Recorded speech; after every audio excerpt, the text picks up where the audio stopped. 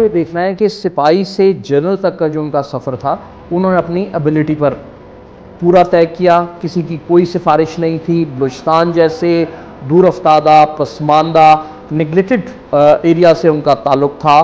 यहाँ से उन्होंने तमाम तर अपनी मेहनत के बलबूते पर आहिस्ता आहिस्ता तरक्की करते हुए जनरल के ओहदे तक पहुँचे।